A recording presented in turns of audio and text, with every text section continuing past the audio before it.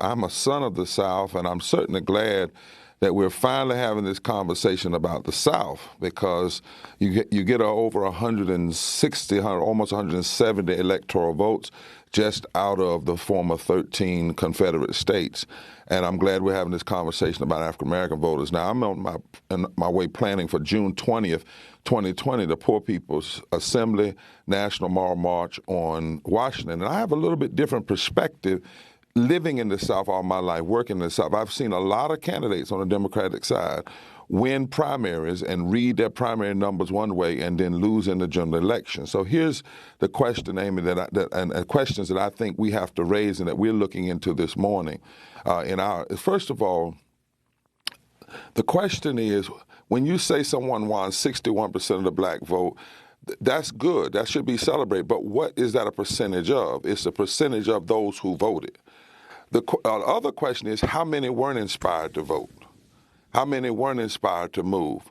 Yes, a lot of the initial vote may be based on personality, familiar, and Obama policies. And that's not a bad thing necessarily.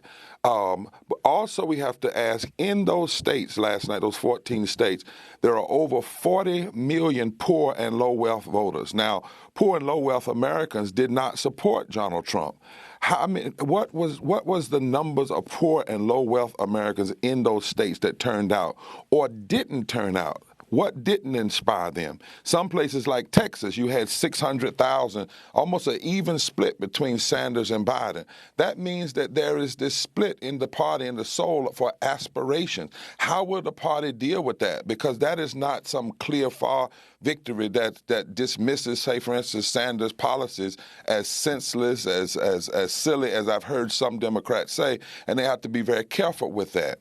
The last thing is not only who didn't vote, but in those southern states, we're talking about this black wall, but are the Dems really going to fight after the primaries? Are they going to really invest in the North Carolinas, the Georgias, the Mississippi, the Alabama, Virginia, after the primaries in the general elections? Because, in the general election, oftentimes we see something very different. For instance, last time in the Clinton campaign, they left 500,000 African-American voters off the table. There was really no real effort to go after. And in all of those states, the number of poor and low-wealth people and the number of African Americans who didn't vote held the political calculus to not elect Donald Trump. They could have fundamentally changed. And I want to know, are we really seriously now going to focus on the South and focus on bringing together poor blacks and poor whites in the South? Now, if that happens, we can have a fundamental shift in political calculus in this country. When you address systemic racism, systemic poverty, ecological devastation, the war economy,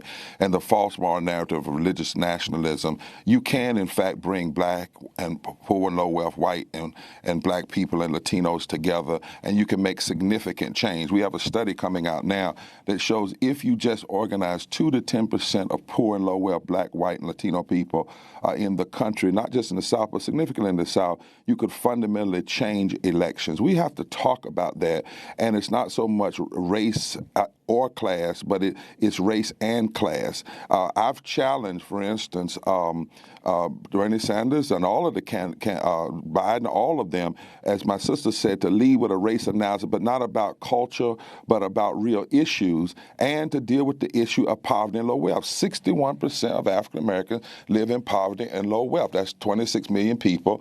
30-some% of white people live in poverty and low wealth. That's 66 million people. We will never have a political transformation in the calculus in this country until we deal with the issue of poverty. 140 million people, 43% of this nation. Now, the issue of how we're treating African Americans. There's all this talk about the African Americans are the heart of the party. They're the firewall. They're different things. Well, where was all the fervor to ensure that African Americans stayed on the stage? That's an interesting issue. And if we are the heart, and if 61% of African Americans are poor and low wealth, why are most candidates only talking about, if they talk about poverty, they do in the Democrats, they use a pseudonym. Republicans racialize poverty. Democrats run from poverty. We talk about the working class, but not poverty. We looked at the issue of poverty in these states, and we said the number of people who are poor and low wealth in the Super Tuesday states, in the former Confederate states, far outweigh any margin of victory in Senate races or in presidential race. Why are we scared to say the issue? We will never move people until they hear themselves. So here's what I want to put out. If this is a serious conversation about African American people, then why not every candidate put in writing how will their candidate in the future, not what they've done in the past, in the future, deal with the wealth gap? How will it close the wealth gap? How will it deal with the health care gap?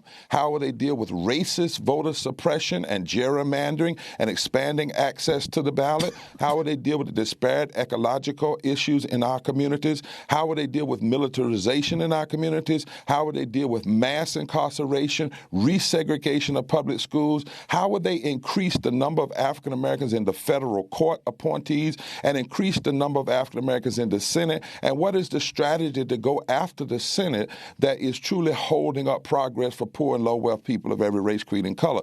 Put it in writing and then change the next debate to be about nothing but the issue of systemic racism and poverty, and not just how racism affects black people, but how it undermines the democracy. For instance, every state that is a racist voter suppression state is also a state where once the people who use racist voter suppression get elected, they then block policies of living wages, block policies of health care, and end up hurting more white people in terms of raw numbers than black people. So let's have a full, thoroughgoing debate on these issues. Every candidate needs to say, now, if my policies, this is how it's going to impact the black community. This is how it's going to impact the rural community. This is how it's going to impact the Latino community. Let's move deep, deep, deep into policy and put that out there.